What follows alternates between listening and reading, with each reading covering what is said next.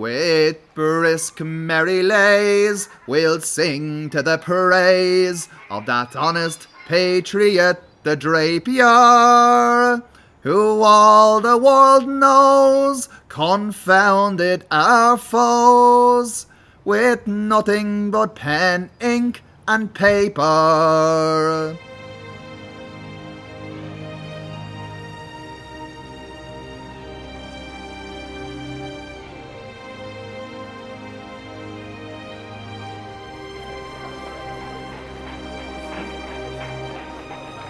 In the early 18th century, Dublin was much more than a colonial outpost of the British Empire.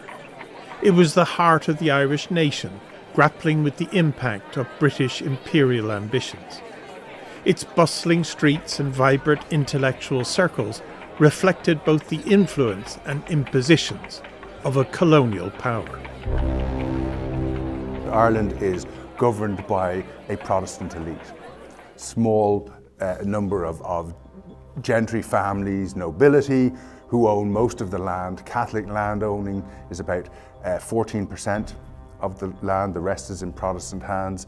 And so we get this period starting from 1692 onwards with the advent of regular parliaments, which people often forget about. They don't think there's a parliament in Ireland, but there is. And that's important too, because what we also get is what people refer to as the penal era.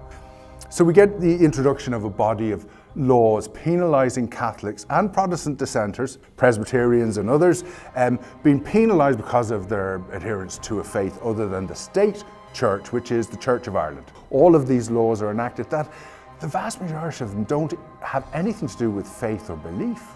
They're to do with economic and political power, land, voting rights, control, education, all these kind of things.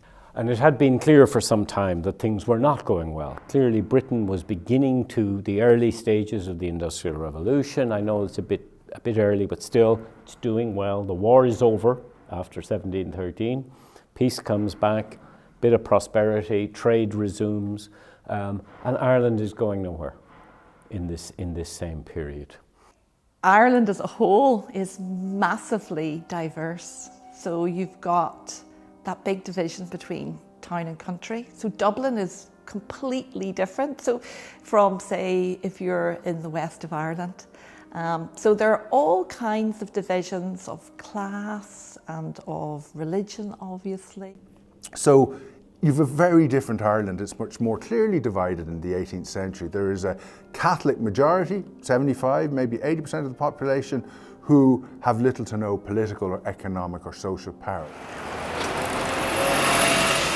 Into this boiling pot of frustration over imposition of British rule comes the writer Johnathan Swift. Swift had previously made his way in the literary and political circles of London, serving as secretary and confidant to influential figures such as Sir William Temple. He had developed powerful relationships, honed his satirical voice, and become involved in many political issues of the time. But it was also an experience that brought with it disillusionment. He does back the Tories in England in 1710, 1714, all of his writings during that period about English politics. He really does become, along with Daniel Defoe, really becomes a part of that whole English Tory activity, anti-war party, all of that in that period. But they lose out. He's fallen out of favour. He hoped for a position in England, he hoped for a high-ranking clerical position. He didn't get it, partly because with the death of Queen Anne, he had backed the Tories, and with her death, a new political, elite are coming in, and he wasn't in favour. So he's kind of talks about being exiled to Ireland, very famously, very grumpy.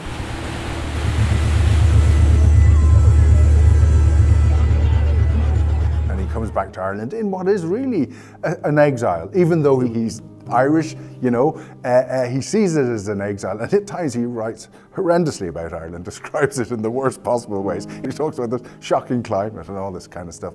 But he is disgruntled, he's dissatisfied. At my first coming, I thought I should have died with discontent and was horribly melancholy while they were installing me. But it began to wear off and change to dullness. He gets the job in Ireland of St. Patrick's, which, by the way, is not a bad compensation prize. £700 a year income, which is a lot of money when you can live on £30 or £40 a year, So he is very rich from then. He hadn't been rich before, but he's quite rich from then. He's right in the heart of medieval, in old medieval Dublin, where the most cramped living conditions, where the most rampant poverty is, and the people living in the most, this is at the same time as the wealthy are moving to St. Stephen's Green and to Oxmanstown, moving away from this overpopulated and poverty-stricken medieval Dublin, which he is on. St. Patrick's Cathedral is kind of on the edge of that, right by the Liberties and so on. He would have been seeing poverty and disprivilege every day. He's not living behind some, in some gilded community behind a gate that's in a completely segregated and separate part of Dublin. So he is kind of aware of the injustices and the inequalities and so on as well. Besides the prodigious profit which England receives by the transmittal thither of 2/3 of the revenues of this whole kingdom, it hath another mighty advantage by making our country a receptacle of persons of second-rate merit in their own country, who, like birds of passage, most of them thrive and fatten here, and fly off when their credit and employments are at an end. So that Ireland may justly say what Luther said of himself, "Poor Ireland maketh many rich." Swift is a massively contradictory person. It's really, really difficult to pin him down, because you'll find a pamphlet or a letter where he's saying the most derogatory things. So he has a pamphlet, for example, about really making fun of Irish. And he makes fun of Irish brogue and the Irish language. Filthy cabins, miserable, tattered, half-starved creatures, scarce in human shape, and every male and female, from the farmer inclusive to the day labourer, infallibly a thief and consequently a beggar, which in this island are terms convertible. And then on the other hand, he could be incredibly generous, and no work on his finances shows that he did actually give generously towards the poor. So he's very elusive. He writes for a particular moment in time, and he'll say whatever he needs to say to make his point. He's a propagandist and he's a pamphleteer, and he so you can't always say 100% this is who Swift is, because he'll say something else a week later, and that's but he's making an argument, he's making a point, and that's the most important thing. And the joy of it is that in reading all of that, it's highly entertaining and funny and so on, but also so satirical and so hard and striking at times. One of his letters to, I can't remember to who, Ford, I think, in London, he says, "And I'm going off to that godforsaken place, and I am never, ever going to get involved in Irish politics." And he kind of keeps his word for about 5 years, and then he just can't resist it any longer. So Swift enters the fray in 1720. With his pamphlet on the use of Irish manufactures. I heard the late Bishop of Tuam mention a pleasant observation of somebody's, that Ireland would never be happy till a law were made for burning everything that came from England except their people and their coals. Nor am I, even yet, for lessening the number of those exceptions. Now, it's full of ironies. One of which is that everybody knew that the quality of Irish goods actually wasn't quite up to the mark, but he's still saying, go out and buy Irish. He, of course, then highlights some of the issues. I have heard great divines affirm that nothing is so likely to call down a universal judgment from heaven upon a nation as universal oppression. We can't issue our own coins, we can't control our own trade, lots of our rent goes off to absentees in England, the English send us lots of people for all the good jobs in Ireland. It's a list of about 9 or 10 items, and Swift bangs on this 9 or 10 items for the entire decade of the 1720s. I would now expostulate a little with our country landlords who, by unmeasurable screwing and racking their tenants all over the kingdom, have already reduced the miserable people to a worse condition than the peasants in France or the vassals in Germany and Poland, so that the whole species of what we call substantial farmers will, in a very few years, be utterly at an end. You know, savage indignation.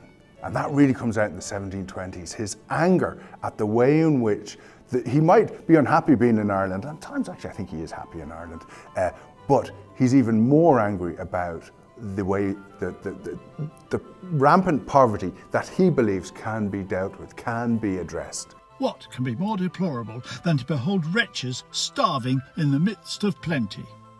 We are apt to charge the Irish with laziness, because we seldom find them employed. But then we don't consider they have nothing to do. Swift's anger at injustice would be further fuelled by a new controversy that would fall on the hard-pressed people of Ireland. He would become involved, although not at first, in an issue that would forever cement his name in the story of Ireland. Part of Ireland's problem was genuinely a shortage of small change. You know, so if you had a silver coin, it was worth the weight of that coin, and you could trust that. And there was a certain amount of smaller copper coinage that wasn't really of intrinsic value, but you needed that for circulation at the lowest levels of society in terms of buying bread, whatever it might be. So there was always a shortage of coinage in Ireland. So Ireland needed small change, everybody agreed. So the British government in 1721, I think, so 20 or 21, says, tell you what we'll do. We'll issue £100,800. Why they picked 100,000, that's such an odd sounding number, I have no idea, of copper coins, farthings and halfpennies. And we'll issue them for Ireland. And as was done at the time, these things were done by royal patent. So the king issues a patent. Now, patents are effectively a license to print money. And the king being the king, he issued it to one of his mistresses, who then sold it to Wood, an ironmonger from Wolverhampton, reputedly for £10,000, which is a vast fortune in today's money. You need to multiply by 400. So you're talking serious bucks here. From the get-go, in Ireland, in government circles, there was major opposition to this. They immediately, in summer of 1722, when they hear of this patent, they write to England, write to the English ministry saying, you can't do this.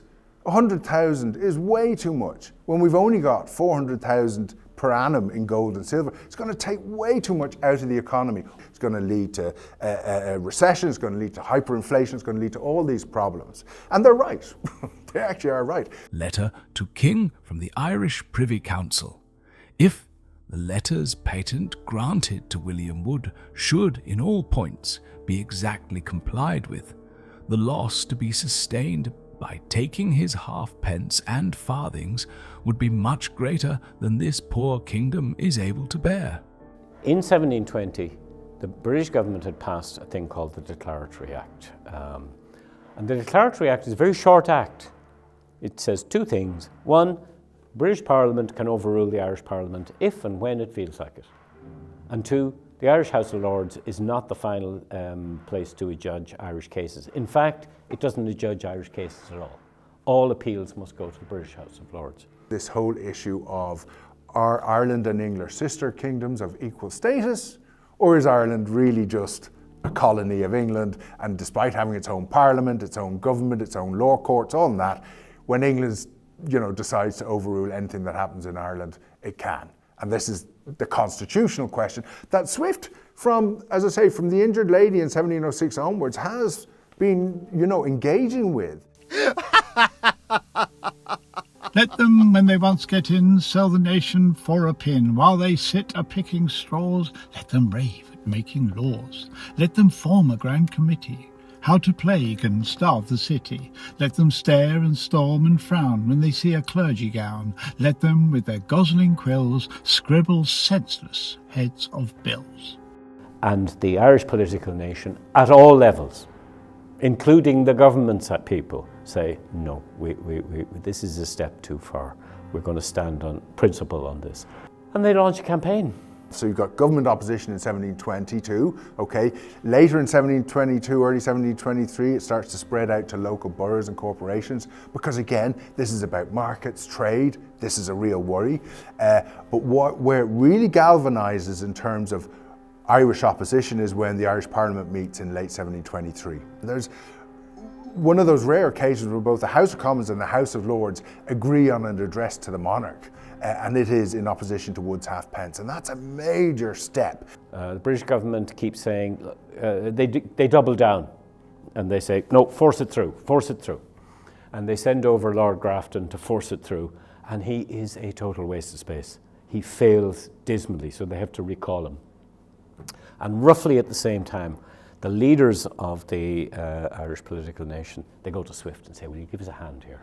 I mean, historians are always, I think, very interested in the fact that actually Swift was quite late to the game. So, I mean, much earlier in 1723, there had already been attacks on the Woods halfpence.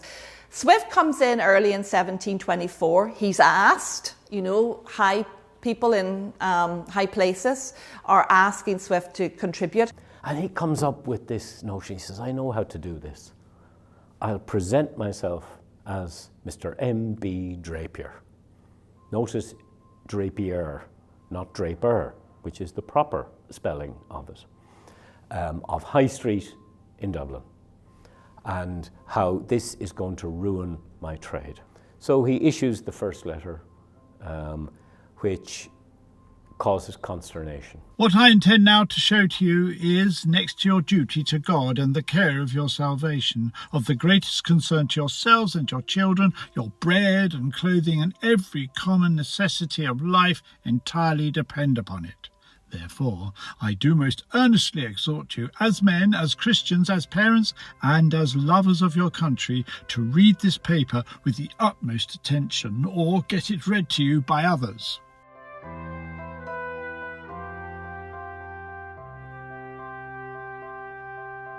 Why does he get involved? Is it jumping on a bandwagon, or is it to do what he actually does do by the time of the fourth Drapier's letter, galvanise that opposition, particularly in Dublin? Now, the opposition to Wood's halfpence is countrywide. The revenue commissioners have told their revenue collectors throughout the country not to accept Wood's halfpence in terms of taxation or anything like that. Most of you must have heard with what anger our Honourable House of Commons received an account of this Woods patent. There were several fine speeches made upon it, and plain proofs that it was all a wicked cheat from the bottom to the top, and several smart votes were printed, which that same Wood had the assurance to answer likewise in print, and in so confident a way as if he were a better man than our whole Parliament put together. Amongst Swift's arguments, and the objector's argument, is that the Act, or the patent, never makes the coins legal tender, which is one reason why they can resist without being treasonous in resisting, because they're able to say, this is not legal tender, I don't have to take it. If a squire has a mind to come to town to buy clothes and wine and spices for himself and family, or perhaps to pass the winter here, he must bring with him 5 or 6 horses laden with sacks, as the farmers bring their corn. And when his lady comes in her coach to our shops, it must be followed by a car laden with Mr. Wood's money. Well, if Mr. Connolly, William Connolly of Selbridge, who built the Castletown House down the road, he says, he's reputedly earns £14,000 a year. If he was paid in this filth, he'd need 240 pack horses to bring his money to the bank, right? And the bank would have to build 3 new buildings to store it all and so on, right? It's all absurd, of course. So Swift has great fun with that. Just because a smaller percentage of the population can read doesn't mean that the rest of the population don't hear what's in it. So newspapers are read out to people. These would have been, so Swift's pamphlets would have been read out. They would have been circulated in coffee houses and other places where people would sit around. Those that weren't literate would have it read to them. And so very often, it's one of the reasons why quite often they write in the form of a letter, as Swift does. So, because people understood and would have been used to hearing, even if they couldn't read, hearing a letter read out. So it's a form that people recognise. So you know, as we say, you know, one pamphlet, one newspaper could have many, many readers and many, many more listeners. In your newsletter of the first instance, there is a paragraph dated from London, July 25th, relating to Wood's halfpence, whereby it is plain what I foretold in my letter to the shopkeepers, etc., that this vile fellow would never be at rest, and that the danger of our ruin approaches nearer, and therefore the kingdom requires new and fresh warning. So you have the barrier of literacy. Getting a free pamphlet is no good if you can't read the words on the page. So there's an endpoint to percolating down the social scale. You're going to reach your endpoint. Then I think that's where the song culture is very interesting, because song culture can reach those parts of the Dublin population. A spirit divine ran through every line and made all our hearts for to caper. He saved us our goods and dumbfoundered woods. Then long life and health to the Drapier. A song is easy to remember. It's not long. It's not an 8-page or pamphlet. It's sung by ballad sellers on the street. So a ballad seller standing on the street is going to advertise his or her wares by singing the songs that they're selling, and people pick it up, you know, and the tunes are not new tunes. They're recycling older, popular, familiar tunes with new words. So you mightn't remember all the words of the song, but you're probably definitely to remember the chorus, you know, or the refrain. So I think songs are really important in that way. We ne'er shall forget his judgment or wit, but life, you must know, is a vapour. In ages to come, we well may presume, they'll monuments raise to the Drapier. So I do think the songs hint at Swift, and they help circulate that idea that Swift is the author, but they never name him because, of course, later in 1724, there's a warrant for the author. We, the Lord Lieutenant and Council, do hereby publish and declare that, in order to discover the author of the said seditious pamphlet, we will give the necessary orders for the payment of £300 sterling. When I've run 300 through that, it'll come up with maybe 10 years' wage of a skilled tradesman. So, you know, it's a substantial sum of money. So it seems incredible that no one turned informer. 2 kingdoms, just as factions led, had set a price upon his head, but not a traitor could be found to sell him for £600. A group of bankers joined on the 17th of August 1724, agreeing in writing that they should not accept the coin produced under Wood's patent. Other merchants and tradesmen followed. However, this did not stop English Prime Minister Walpole from ordering the Commissioners of Revenue in Ireland to enter the coin into the Irish market. But the Irish Lord Justices did not act. There was no command that the troops be issued with Wood's coin, and the Irish Parliament did not pass any resolution backing up Walpole's order, which effectively prevented the coin from being distributed. The Lord Lieutenant in Ireland, the Duke of Grafton, who's not very competent at the best of times, just throws up his hands and says, "I can't deal with these madmen and all this." After the address goes over, and he leaves Ireland in 1724, never to come back. So I think there's almost like a momentum, and that gathers. One great merit I'm sure we have, which those of English birth can have no pretence to, that our ancestors reduced this kingdom to the obedience of England, for which we have been rewarded with a worse climate, the privilege of being governed by laws to which we do not consent, a ruined trade, a house of peers without jurisdiction, almost an incapacity for all employments, and the dread of Wood's halfpence. Does Swift care about Ireland? He does care about it, certainly in this regard. He cares about the way it's treated by England in the 1720s in particular, and that's very much a focus of his through a whole lot of his writings. And we remember the Drapier's Letters, but it's important to remember that he wrote 7 and published 5 letters, and those 5 letters are actually part of at least 130. And if we think about a lot of this material, this printed material that doesn't survive, it's probably over 200. We don't know if Swift wrote it, but he certainly inspired it. Even the beggars of Dublin issue a proclamation saying, please don't embarrass us by giving us this filth, right? Even as begging, it's wonderful stuff, right? You couldn't make it up kind of stuff, right? Letters from women, defending the campaign as well. Letter from a Grand Mistress of the female Freemasons. Doesn't mean they existed in Dublin in 1724. So you get lots of different characters. And they were produced very quick. They're cheaply, and we get references to the young boys going around crying them around Dublin, selling them. People buying them and waiting to read. Oh, here's the latest one, and sharing that, a community activity. If Wood and his confederates were not convinced of our stupidity, they would never have attempted so audacious an enterprise. He now sees a spirit hath been raised against him, and he only watches till it begins to flag. He goes about watching when to devour us. In Cork, news circulates that a ship is coming into the port that has Wood's halfpence on it. And all the people, as Marmaduke Coggle records in a letter, he says, all the people in the area all rush down to the coast, they all get into every boat they can get. And here he's not differentiating between Catholic, Protestant, rich or poor. They all get into every big and little boat they can with the intention of going out to burn the ship before it can get into the port. As Coggle reports, he says, but the more sober-minded people convinced the mob not to burn the ship because it also had tobacco on it, and instead to let them land the tobacco, but to take the coinage back to Bristol, which the captain of the ship agreed to and did.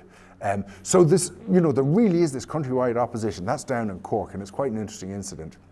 You're also getting addresses from all the local corporations to government to be sent to England against the coinage. And it's now at stalemate time. So Swift goes for the jugular in the 4th letter to the whole people of Ireland.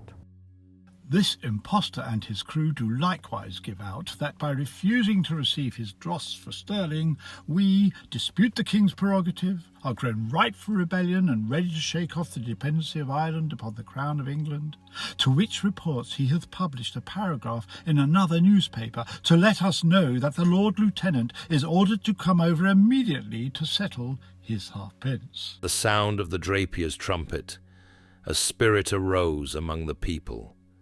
Persons of all ranks, parties and denominations were convinced that the admission of Wood's copper must prove fatal to the Commonwealth.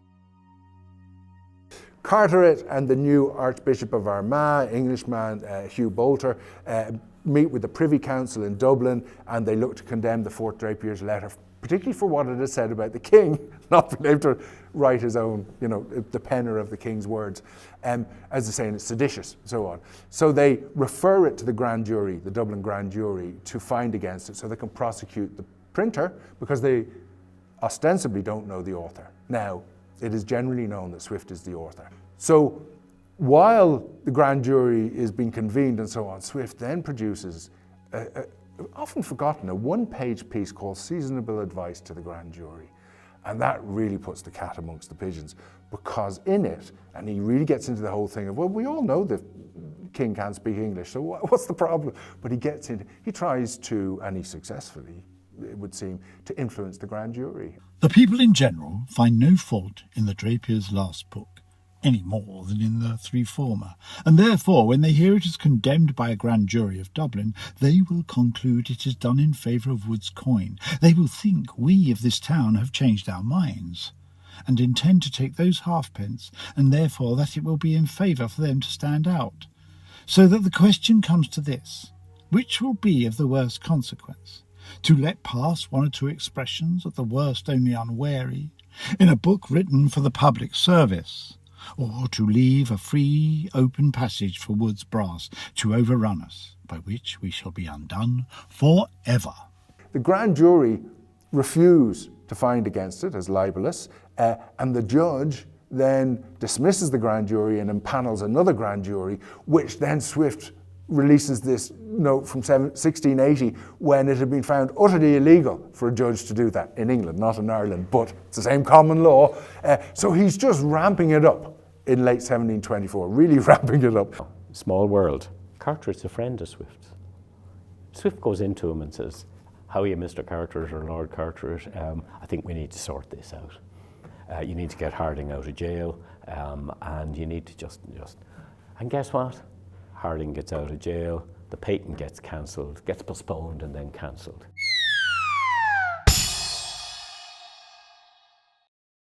And the big worry then is when the Irish Parliament reconvenes later in 1725, the big issue for the government is that they need taxes voted. They need the next 2 years of duties on customs, excise, all of that voted. Most of the money raised in Ireland, over 3/4, is the pay of the army. It's paying the army. 12,000 soldiers in Ireland, and if you don't pay them, you're in big trouble. And they know that if they go into Parliament in 1725 with Wood's halfpence still in existence, that's not going to happen. The patent, Wood surrenders the patent. The British government do try to have the last laugh. The compensation to Wood for the loss of his patent is $3,000 a year for 6 years, paid for out of the Irish Exchequer under a false name. Talk about fraud, talk about bad bookkeeping and so on. Not a word is said about that. Because again, in politics, it doesn't matter about that slightly dodgy deal, we've won. And it's a huge victory, the defeat of Wood's halfpence. The British government now knew that they actually needed the support of the Irish political nation, as I keep calling it, to make things happen. And they actually never invoked the Declaratory Act.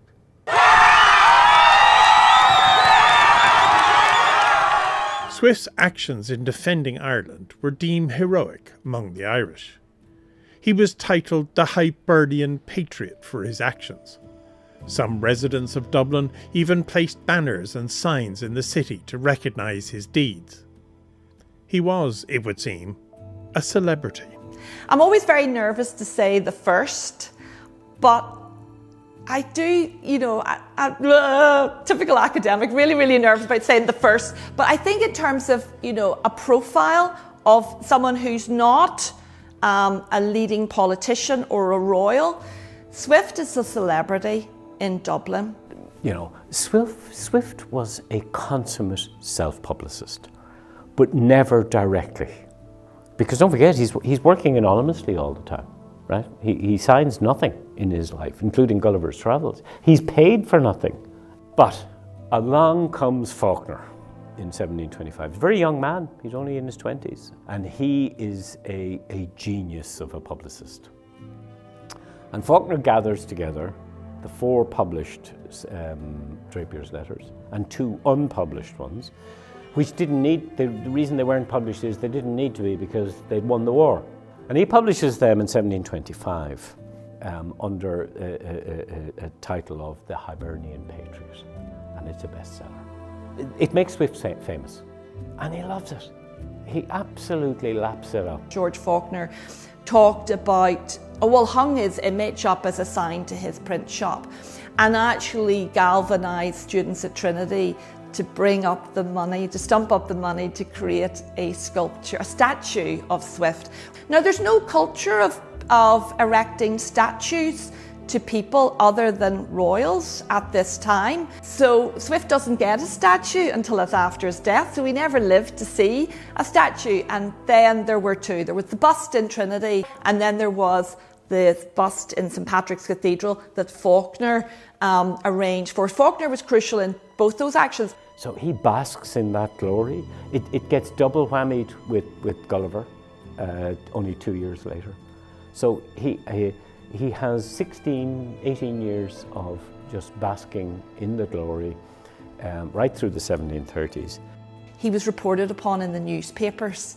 So his comings and goings get reported in the newspapers, and his birthday gets celebrated. So the birthday celebrations for Swift are things like lighting of bonfires, illuminating windows, so lighting your windows in the evening, publishing birthday verses to Swift in the newspapers. There are a lot of birthday verses to Swift in the years after, from 1725 onwards. So Swift becomes this celebrity in Dublin. There's no doubt about that. And it's the Drapier's Letters. So that definitely is strong support for how important these pamphlets were in the public imagination, that he became famous. Swift's fearless critique of economic exploitation, corrupt governance, and societal indifference has resonated across the centuries. This legacy can be seen in how future policymakers and activists have invoked his ideas, using his timeless observations to lend moral and intellectual weight to their arguments.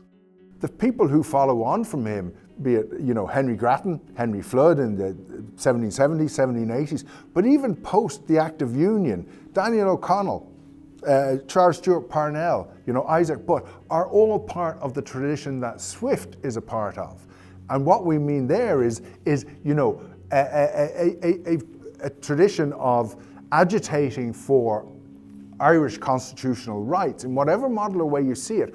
And that's why O'Connell is looking to Swift and others later, because that is the tradition that they are a part of, which is very different to the Republican tradition. De Valera even who was no really fan, he says, but De Valera admits that, buy everything or burn everything that comes from Britain except their people and their coal. It's a pretty good slogan,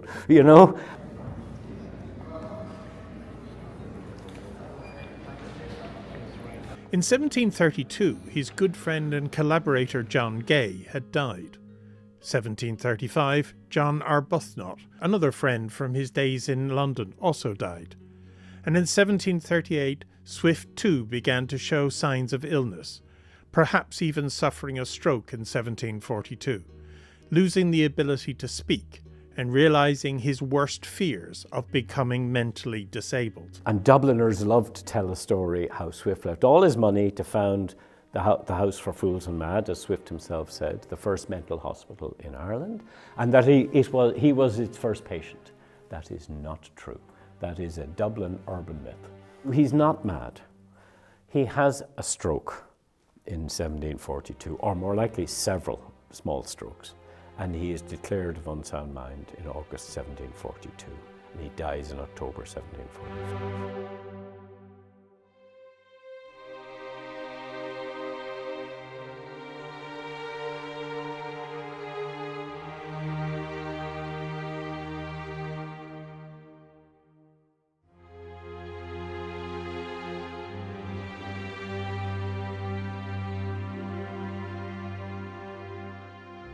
Swift will always be known as a world-renowned writer because of Gulliver's Travels. So why would anyone care about this part of his story today? So I care, lots of other people care about Swift. In terms of the issues that he's engaging with and addressing, I think it's really important in the 21st century, in terms of understanding even just why we have a system of government that we have. It's where it originates. It originates in the early modern period. It originates out of, I talked about the House of Commons, House of Lords. That's why we have a Dáil, and we have we have the Oireachtas, we have the Dáil, the Senate. They are the modern version of that, and we're very fortunate in actual fact, and we see that even more now in the world, that we live in a democracy, and a functioning democracy, and that after 1921, it survived. When you look at other countries post-First World War, their democracies didn't. It's about craft, and it is about creative energy, that they are enjoyable. It's not reading a dry economic pamphlet. It's not reading a dry political pamphlet. And that's why Swift has stood the test of time. Swift is remembered today, and he was remembered at his own time, I think, because he was a memorable writer. I was going to give kind of, well, it doesn't matter. No, it does matter. For historians, it tells several stories of local elites, periphery versus the metropole, the galvanizing of public opinion, etc. So there's a whole set of stories where it's a perfect case study. And as a media event, it's one of the first media events in a modern sense. Of course there had been media before. In terms of Irish national identity, it is one of the foundation blocks of the Irish story in the kind of post-Battle of the Boyne world. And so it is important to know and understand it. Ye men of the Coombe, come lay by your loom, and go to the sign of the Drapier, to Taplin declare you one and all are kind, loving, good friends to his paper. Then join hand in hand, teach other firm stand, all health to the club and the Drapier, who merrily meet and sing in Truck Street, in praise of the well-written paper. As for his works in verse or prose, I own myself no judge of those. Nor can I tell what critics thought 'em, but this I know, all people bought 'em, and with a moral view designed to cure the vices of mankind. Although ironically grave, he shamed the fool and lashed the knave. To steal a hint was never known, but what he writ was all his own.